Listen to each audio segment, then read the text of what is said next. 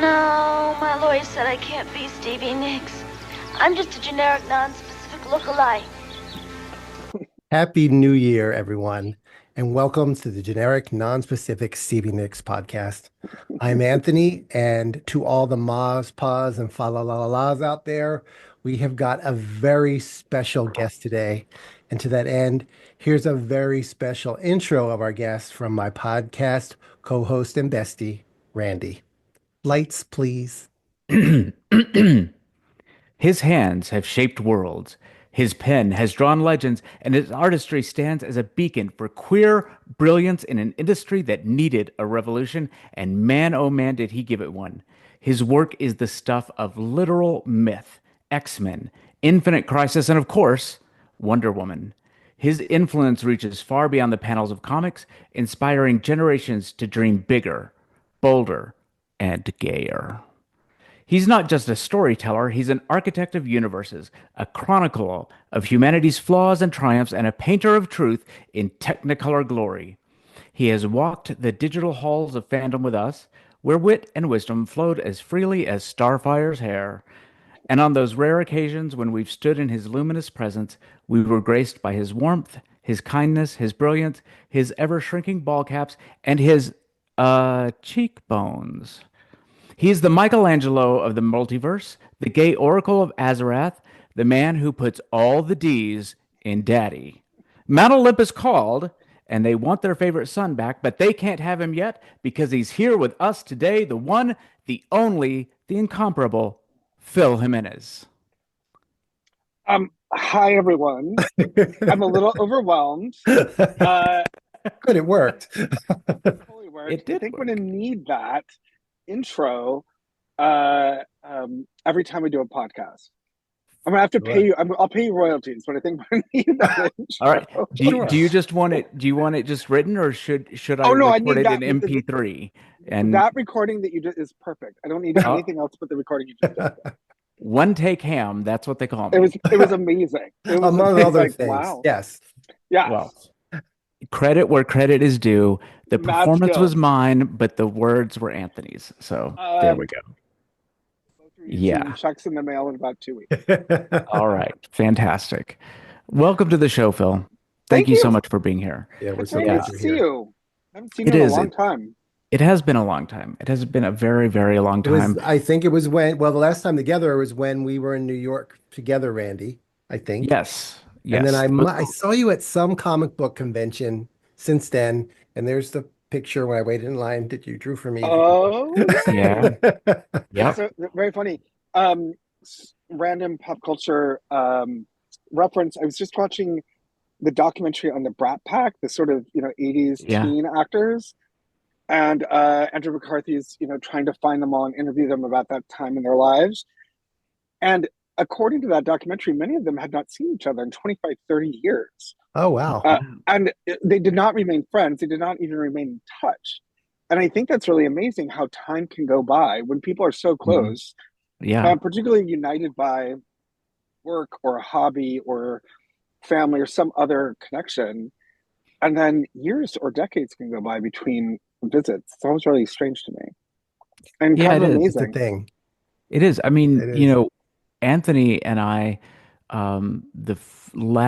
we had met in person when I was 19 and took a bus by myself to Philadelphia. Yes.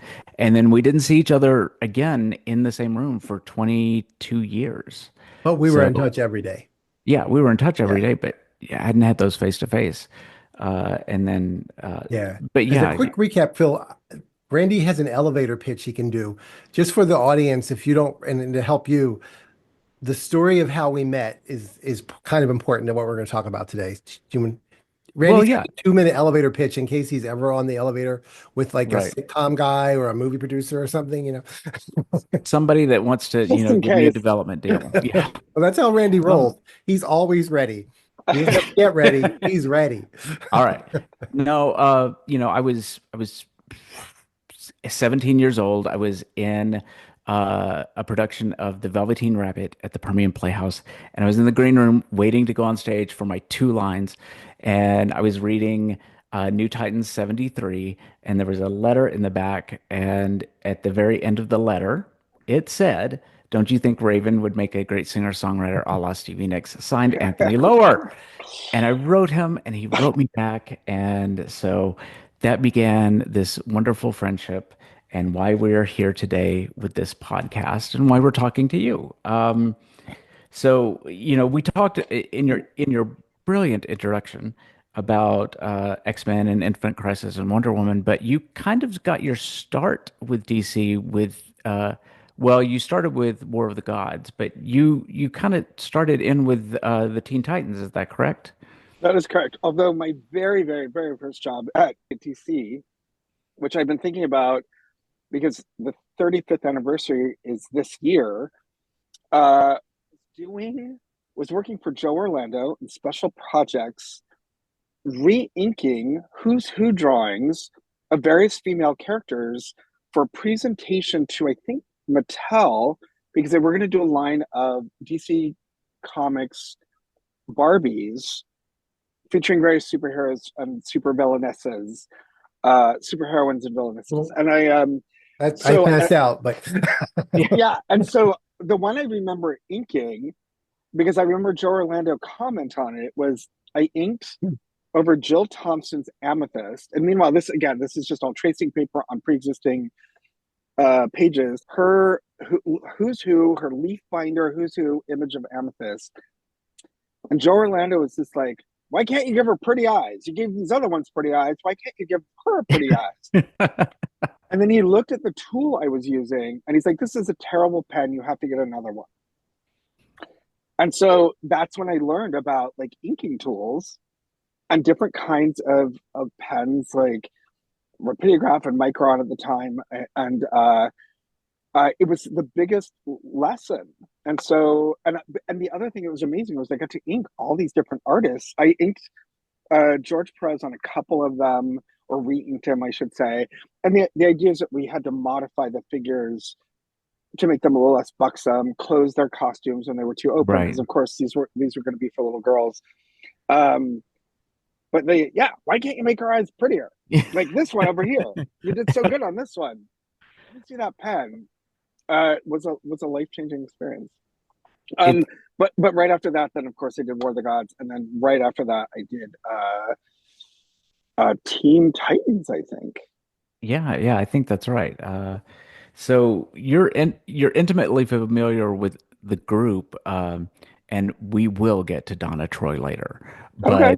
But what was it? What was it like? Who in the group besides Donna did you kind of get drawn to, literally, and what was it like working with that group of characters? Well, the original, it's so funny because what I remember, and again, memories are a little vague, was my first assignment was Teen Titans. So it wasn't the New Titans. Right. So it was all those, it was all those characters like Mirage and Red Wing and Terra 2. Yep. And so the fun part was I had a little bit of a chance to make those characters my own. When I first started working on the regular Titans book, most of those Titans were gone. So it was Red Star and Panther, and I think Changeling was still there. The Russian Cyborg was like a completely new cast of characters. Wildebeest, Baby Wildebeest, I think was on it. So, and the Nightwing, and of course, and then some of the other Teen Titans. It was just not the characters that I grew up with. Sure. But it was still Titans and Titans related, and so any opportunity I had to draw any of them was actually really terrific.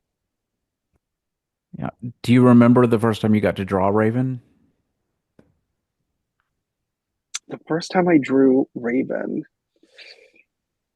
that is a great question. I don't actually. Do you remember the first time I might have drawn Raven?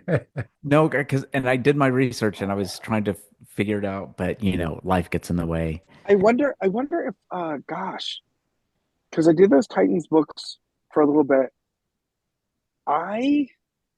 Probably the first time I drew Raven was in one of those giant spreads I was doing in the 90s, which had 100 different characters in them. Yeah. I realized I drew a lot of characters in those spreads that were printed in the 90s and early 2000s. like every Green Lantern that had ever been published. And so when Yeah, people asked if I'd drawn someone, I would sometimes forget because they were often a background character in one of those spreads. sure. Oh, But wow. that's my guess. Is that probably the first time my Raven was published was In one of uh, those, in one of those spreads, I think. sure. Anthony, Well, I would you think there's like? a, and you told me a question you were going to ask, and I think it would fit perfect here, and I don't want to take your question. Okay. Oh, okay. All right. Oh, Yes. oh, oh. Okay. Like Taylor Swift, Raven Exactly. has several eras. There's the classic blue opera glove Raven. There's the classic Yes. white opera glove Raven. There's the evil lesbian marriage breaking up Raven. There's Yep. even the Academy Award gold statue Raven, which appeared in your Our World at War. And then currently she is some sort of gothy kind of Teen angst, teen hates the angst. world. Yeah. Right. The teen was that the Teen Titans Go Raven adapted for Yeah, yes. yeah. And it's kind of, that's kind of stuck. And I don't know if it was because of the animation, but do you have a specific era of Raven that kind of speaks to you? So the probably classic Raven from Judas Contract era. And the primary reason That is is the because right she's answer. thank you. Is because she's so physically distinct from the other female characters, and she's such a physically distinct character, period. There was no one that looked like her. Um, there was no one that had her body type. There was no one that had her features that had such prominence in comics. And so something I'm really drawn to, particularly as I get older, are these variations in type, especially on groups, right? So like uh, I'm always really frustrated when a lot of the same physical types or same costume types end up on a team, unless they're like the Fantastic Four, where they're united by their uniform. But even those characters are so physically distinct, it doesn't really matter. And the thing that was so beautiful about the New Teen Titans, and of course George Perez was a master at this, was giving each of them a distinct body type, body Yeah. language. He thought about each of them so differently. None of it like and particularly as he evolved as an artist, they evolved and those shapes and forms evolved. And so Right. right around Judas Contract, like he just cemented them. So that will always be my Raven. Well, and thank you because it was something that is kind of like a part of the George Perez mythology now. But as he developed the style of Raven, they worked that artist development into the Terror of Trigon, Yeah. and I still can close my eyes and see those panels and how they Yeah. So did can that. I. It's actually really Same. a genius little bit of retroactive continuity. Like Right. Right. taking a developing style and then actually making a story point is just it's just sort of lovely. The Right. My version definitely. of Raven that I've been drawing lately is mostly that Raven, but with the goth cape, because I think Oh. what I've seen editorially at DC currently is an attempt to merge right goth Raven with the original Raven, and Okay. Hmm. I actually kind of like Raven with I call it the G Force cape, Yeah, it right? is. Oh my God, you're right. It is. It's like kind of that's totally when I just did this drawing of her, and it's all George Perez except for the scalloped cape, and I'm like I don't mind that so much. Like that's actually It, for an yeah. update See, to a character that's 40 years old. I'm like that's actually pretty cool. I'm gonna have Yeah. to get used to it then if you guys say because it's the feathers of that's what the scallops are supposed to be, right? That Right. it's just Yeah. too on the nose. And with the character being so teen angsty, and for me, and I think Randy's in the same page, I would assume Phil, 1980s Ant really could relate to the character who was terrified to let their emotions go too far and then act on them and be seen as perverse or evil or something by the rest of society. Because I'm this young guy who doesn't realize he's gay yet, you know. So I guess the young kids today can relate to that angsty character, but I miss the character that I used to relate to. Like I don't think she's existing anymore. And that makes me I sad. I, I'm still I think reading you're the DC Go. I think it's fun. there have been a couple iterations before it that were way more angsty and she was way more annoying, like, oh my God, I hate you. There's a balance here. So I kind of see what you're saying about them trying to merge that. And I am enjoying it. So Well, as I say, the version I like, and there's a lot of ego in order to say is mine because it's the only thing that changes is just the shape of her cape. yeah. It's the Yeah. George Price hood. It's the George Price Well, dress. I want It's the that. earrings back. I want the opera gloves back. I want the Okay, but rings no, back. no, no. But look Oh at the no, art I extension. mean DC proper, not you. Sorry. Right. No, because I do exact. It's all of that. But I actually kind of like the G-force cape. Yeah. Randy loves Mostly, G-force, so mostly, you're making him most. so happy right now. I am obsessed, but it's also just from a design standpoint. It's actually really nice to design around. Yeah. So I don't Cool. really mind it. Oh, I don't know if I sent you the cover to this thing that I've been working on for the past year. I'll have to do that. It's actually really, really good. You have Okay. not. I can confirm. Please do. I'm assuming we can't talk about what the thing is yet, Well, right? no, I can talk about it. It's just Oh, I've been working on a Donna Troy sort of event annual. We Oh, originally cool. thought it would be out earlier by summer, but of course I'm very, very slow. And I'm also really glad that it wasn't because some things came into development. And the basic premise is about a year and a half ago, we introduced the idea that Donna Troy's father has been looking for her. Because something mhm. that's never been established in continuity ever is Donna Troy's biological father. And so I'm basically using parts of my own life story where I was estranged from my father. I never met him, but I would receive letters from him occasionally asking to meet. And so I use that as essentially a premise, kind of the framework for a story where Donna is essentially trying to figure out what does she tell this man about who she is. And it's not about her being Wonder Girl, it's about her being Donna Troy. So it's just, for me, just a really fun trip down memory lane.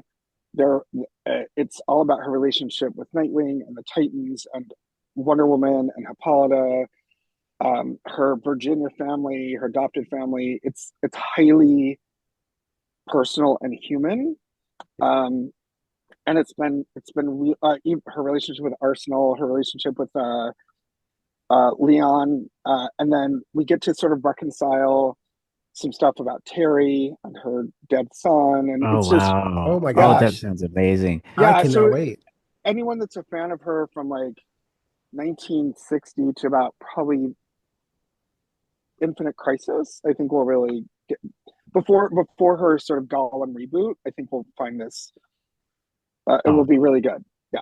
That so is you're so writing this interesting. as well as drawing it? Yes. Oh, Oh And it's been wow. great. exciting. And Andrea Shea, who edited me on Historia, is my editor, and she's a goddess, and she loves Donna. She loves the version of Donna I love, and so we've been having just these really incredible conversations about this project and like so I'm working on this scene with Donna and Starfire, and Andrea has very strong feelings about that relationship, and I think they're spot on. So I was able to incorporate them into this book. And it's also, I have to say, really lovely to have a woman who's in her 30s, who's not much older than Donna would be, Oh like, wow. and who knows like Donna like inside and out the way I do, like have insight. It's just been really a lovely experience, except for I'm very, very late. And so I have to, Well, we'll it was let you also, go now. No, I'm only kidding. yeah, Right. thanks. It was all supposed to be done now. It'll probably be done on Sunday, so I can turn it in, and start 2025 clean, and she can stop crying. Wondering where it all is. But it's also Donna's 60th anniversary next year, and so I think Really? that it's Wow. Wonder Girls technically her 60th anniversary. So I think they're going to release it to Oh, coincide that's with that. awesome. It's That is interesting, Phil, because Randy and I were talking earlier, it might have been today or yesterday, about chosen family and how LGBTQ plus folks, often have a found family, a chosen family that's so important. And then we were talking about how the Titans was one of those. And Mm-hmm. in my point of view, Donna Troy was the heart of what pulled them all yeah. together. And then Yes. you just mentioned all those other families she's pulling together as well. So I love Um, that thought about that. What do you give me more? Give me more. I was just going to say this. There is LGBTQ theme that runs throughout, which I'm really happy about. And it feels, I mean, I'm always a little loath to use the word organic in storytelling because it's all like, I understand what people mean, but these are all like deliberate decisions, right? Like in Yeah. stories, just some feel more natural than others, but none of this feels forced. It all feels like very available and natural. And so that was really nice to be able to layer that in without feeling, particularly agenda driven. Uh, to tackle her really shitty relationship history, which is kind of fun, right? Because Yeah. for the best little girl in the world, the most perfect superhero, like she's never really had a great Crap. history with men. Yeah. And I think, but what I kind of love about that is, so the heart of the story is about she's adopted. I think a lot of people who focus on Donna Troy these days focus on her Amazon heritage. Hmm. And I wanted to focus on the fact that she was adopted and she knows it. Right. And so I've been talking to a lot of my friends who are adopted and how that affected their behavior growing up. And so like there's a sequence in there which I really love. It's about her fear that Hippolyta is going to give her up one day, is going to decide she Yeah. doesn't want her anymore. Oh, And wow. so how Yeah. how that drives her behavior, and that again, that best little girl in the world, like she's going to sit, like her big sister is Wonder Woman, her mother's Queen of the Amazons, but she knows that they're at any moment they could decide, no, we don't want you anymore, No. because she wasn't born there, she was brought there. Right. And And go ahead. no, go ahead. Go ahead. I was just going to say, and that reflects stories that I've heard from adopted people and parents who I know Yeah. have children, that Yeah. there's often a fear Yeah. that they will be given away at some point. Sure. You know, I had a reason for going back and rereading like the George Perez omnibus of Titans, and I always thought it was very passive aggressive of him and Marv Wolfman, and I don't think that they did it on purpose, but maybe they did. Every time they would show Donna going back to Paradise Island, and the first thing that Hippolyta says to her when she walks in, she's like, "Hola, daughter, even though you're not of my blood, I am Right, right, still," right. it's like always reminding her, like, by the way, you're not mine, you I know? My guess is that that was a shortcut to explain that she Exposition, was right? Right. Yeah. It was right, exposition, but it but doesn't come across that Not way. shade. Yeah. I don't think it was meant intended to shade. But the beautiful thing, we were talking about this earlier, is when you can take that stuff and then turn it into Right. story. Right. Yeah. Bill, non And sequitur. My husband is adopted, and he's resisted his entire life finding out about his birth parents. And this year, he decided to pursue it, and he found out his name is actually Ferranto. His first given name is Ferranto. That's all. I incredible. need people to hear that. And he's like, I wait, I what? love mean, that I name. love that. Like, I have a friend that just met his adopted mother for the first time. Again, I didn't know my own family for decades, and then I met them, and like it's just a really kind of transformative experience. So anyway, the Okay. whole project is primarily about her, my sense of that character at a particular time, the way I understood that character, the way I connected that character. Again, was she was a best little girl in the world, and she was that not only because she was an Amazon, but because she was adopted, and so that affected her Wow. behavior her Right. entire I life. I am so excited. Yeah. Yeah, Well, I Yeah, think it's good. I mean, I hope it's really touching. It I'm also sure. started as a kind of a sequel to the um I wrote that Donna Troy one shot like 25 yeah. years ago, which is all about hate, and I wanted this to be all about love, and like kind of a recounting of all the different loves she's had in her life.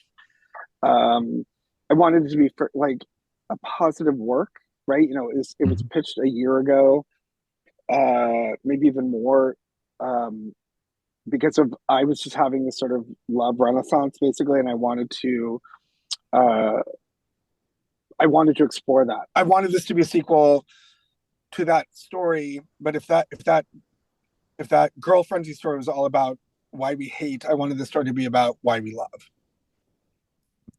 That's And awesome. she does wear boots in the entire thing, right? Boots Oh, she's in with boots heels. with a very thin heel. All right. So All right. Oh yeah. speaking of boots, Randy, Huh. speaking of You're segues, welcome. no, that's Okay.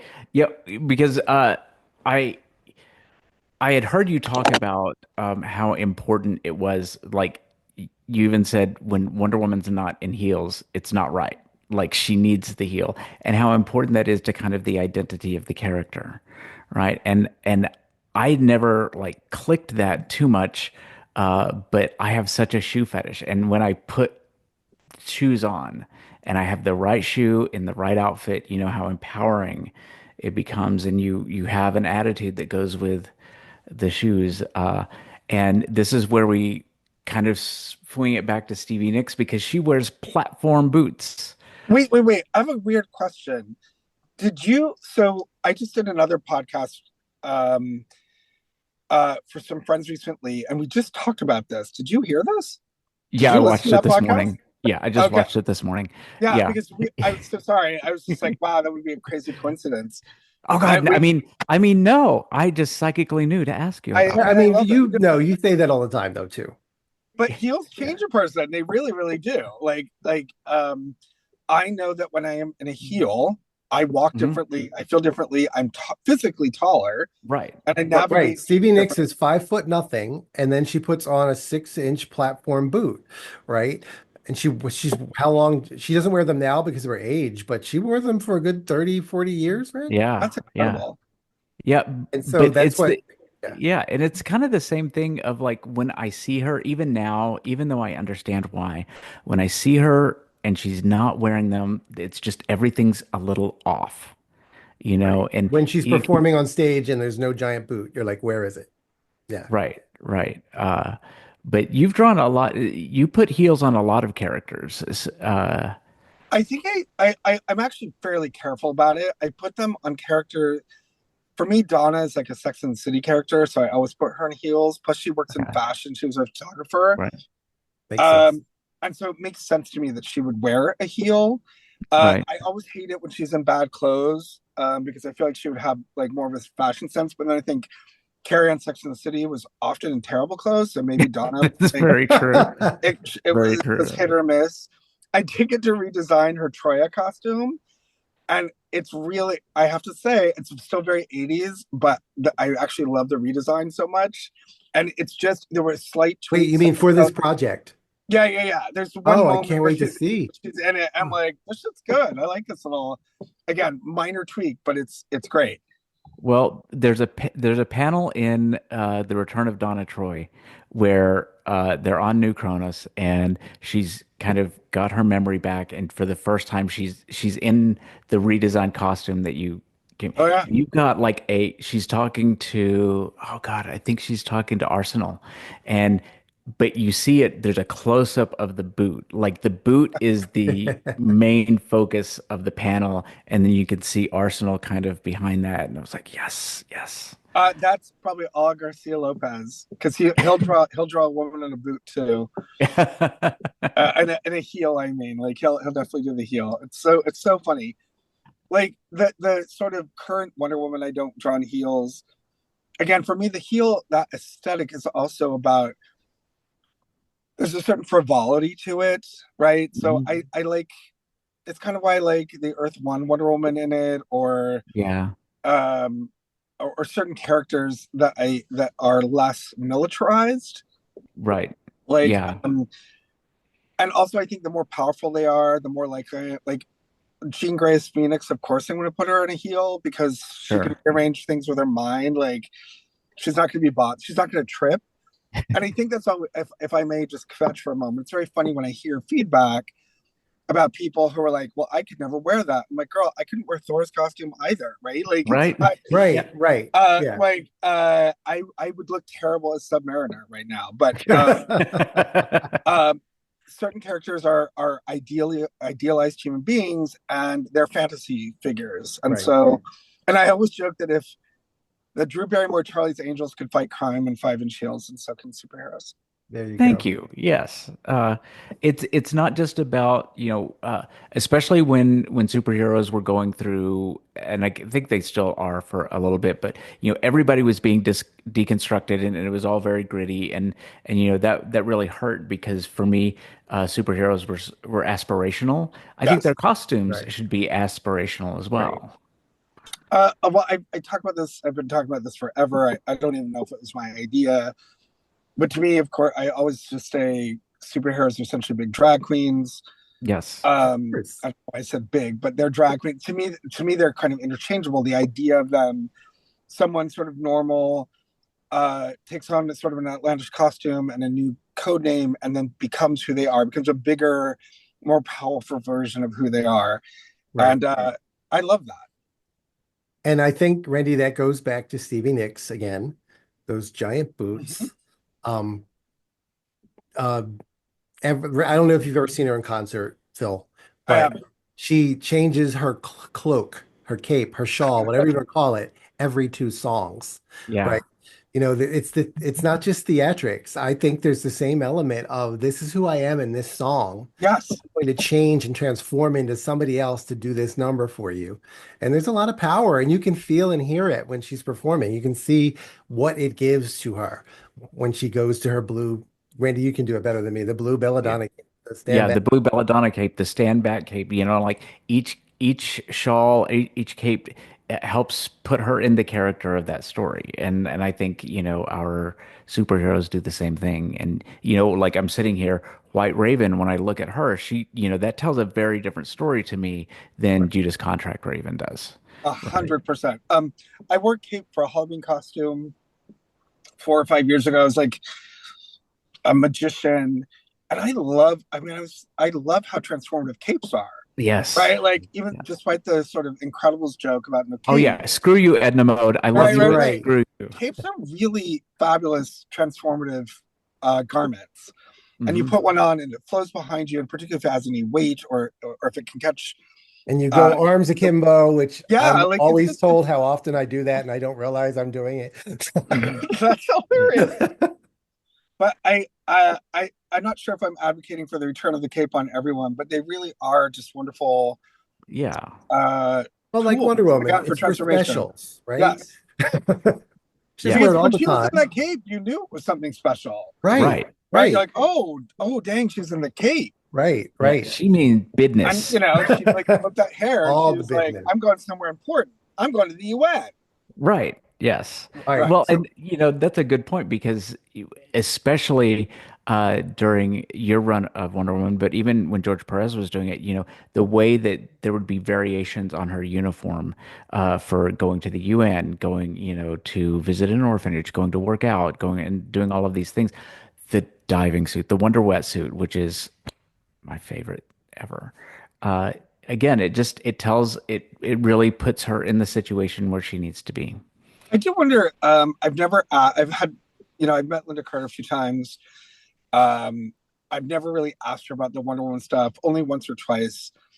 Uh, uh, but I would love to know if she or the producer of that show would understand how iconic that diving suit would become. Right. Yeah. Like When that is a moment, and like I live for a moment. I'm sorry that, To and think, don't forget the skateboarding suit. Yeah. I Like, remember. I, I I know don't she think didn't that. need a helmet, but I still loved it. I Yeah, mean, I loved any of it, or the motorcycle yeah, suit, which is essentially the right, diving suit. right. But I think that diving suit, just everyone remembers that suit, right? Absolutely. Everyone of a certain age, anyone that's seen it, like remembers it, and they Yeah, love it. Like they're obsessed with it. yeah, Oh yeah. absolutely. And When I think about this, like, why does something become so iconic? Right. When, as a matter of fact, and I don't think I've ever told you this, but when Anthony and I met Linda when she was doing a show in Nashville, and we got to do a meet and greet, and I knew I was going to have something signed, and I could not figure it out, so I brought the Day in the Life issue, and I Oh had her yeah, sign your rendition of the Wonder Wetsuit, and so that's what I have signed. I was able to give her that when we were recording the DVD extras for the Wonder Woman Volume One, and like we cried together. It was amazing. Like she Uh, like was looking through that book, and I it felt very sincere. I'm going to believe it was. Of but course it was. why aren't there more issues of comics like that? Like my big problem with comics in general is nowadays is that the new writer takes over and so often just wants to make a big mark, and it's this the terrible villain with the worst threat ever. And there's never any fun anymore, or just like that issue was just like a level setting, wonderful moment. It harkens me back to the corny times where, Superman's biggest problem was getting Lois peanut butter or whatever, Why Um, why is it like so against the rules or something to have a fun standalone issue here or there? I have Or am I wrong? I have a practical answer that may or may not actually be factual. But so working on the Donna Troy thing, the thing that has struck me is it's like the design is pure prescient, right? Like I am channeling who is Donna Troy and Judas Contra, all the like that sort of classic time period. And the thing that strikes me is like I'm like, oh, I have 11 panels on this page. I have 9 panels on this page. And what that has allows me to do is just explore a lot more story. Literally, Mhm. I don't think. I think one of the big things affecting superhero comics, aside from the fact that they need the big bad, is most comics are now 4 or 5 panels a page, and I don't think they do subplots anymore, or C plots. Okay. Yeah. The thing that Perez was able to do, I think Levitz was able to do on Legion of Superheroes. I think there was a period of time when comic books were longer, like 24 pages, and some artists were able to do physically more panels, which just meant more story. So you could have your Darkseid is coming to Earth and is going to, turn it into a black hole. At the same time, you could have Terry proposing to Donna, or you could have, I don't know, a Legion of Superheroes romance, and then a C story, which would layer in something that would play out down the line. And one of the things that really strikes me about modern superhero comics is it doesn't feel like there's a lot of space for that. And I also think that editorially, for a long, long time under the Dan DiDio's regime, Dan didn't love fun comics. Like that was not his thing, or he liked them to be funny, but he was not weaned on those sorts of day in the life issues. So I'm not going to say he didn't get them, but I don't think he saw the value in them. Like I think what he really believed in was drama, drama, drama. Like I think he came from. I love that issue. I think you probably have heard from other folks what a wonderful moment it is that sticks in my head, all by itself. I would love to see more and more of that. I was just thinking about, because of course when I'm doing this Donna Troy thing, and I'm pulling from all this, clearly the big issues, the wedding and the Who is Donna Troy, etc. And I'm looking at that wedding, I'm like, we'll never ever have another issue like this. It's double sized for one. Yeah. Right. There's not an ounce of superhero action in it. It's all character driven. It's interesting because the only time I think we do see that now, I don't know if you've been reading Tom King's Wonder Woman, Phil. Randy and I have. Some of it. And I think that there was an issue that was like a standalone issue where Superman and Wonder Woman went to buy a birthday present for Batman. And it was in the middle of this scary, horrible things going on. They just took it there. It's out of continuity. But it was so fun and so cool. So it's only they only do it when the issue's behind or something. I don't know. As a placeholder. I mean, who knows? I don't know. Exactly. But it works. So do more, DC. I mean, all of them. I really don't know editorially what drives them. I think they think events sell, and they do. I know that the new Snyder Ultimate line, Batman sold like hotcakes. Yeah. It was so huge. And we just don't see that anymore. Events tend to sell. And I think it's all, we're all trying to solve this problem, but books are expensive. How do we move them? Have Darkseid kill someone. Oh, people will spend $5 on that. And then it dies down again. They have to do it again. It feels like we've gotten into a cycle for many, many years. I don't think this is new. Yeah. And I just don't know if we know how to get out of it.